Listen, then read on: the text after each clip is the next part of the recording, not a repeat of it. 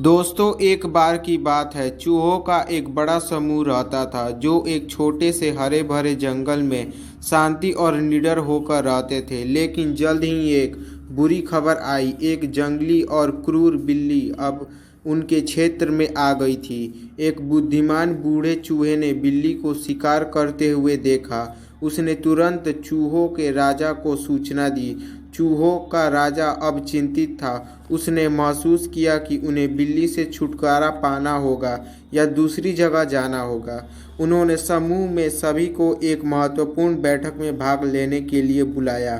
सभी चूहे एक गुप्त गुफा में इकट्ठे हो गए जहां बिल्ली अभी तक नहीं पहुंची थी।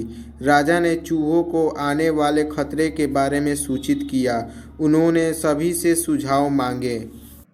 उन्हीं में से एक ने सुझाव दिया कि बिल्ली की गले में घंटी बांध दिया जाए ताकि ध्वनि उन्हें खतरे से आगाह कर सके।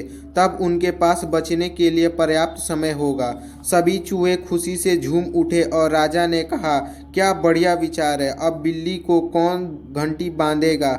इसके लिए पहला चूहा बिल्ली को घंटी बांधने के विचार से डर से कांपने लगा, तो दूसरा भी बहाना लेकर आया। उसने कहा, मैं नहीं जानता कि गांठ कैसे बांधूं।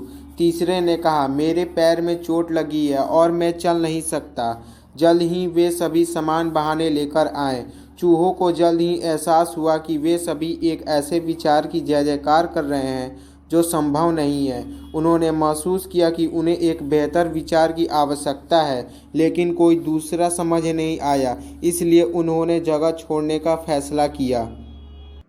कहानी की सीख। दोस्तों, हमेशा याद रखें, किसी समस्या के कई समाधान होते हैं, लेकिन उन सभी को वास्तविक जीवन में लागू नहीं किया जा सकता है। ऐसे बेकार समाधानों पर उच्च उम्मीदें रखने के लिए आपके समय के लायक नहीं है, जो कि बहुत ही अच्छे लगते हैं लेकिन वास्तविकता में ये किसी काम के नहीं है।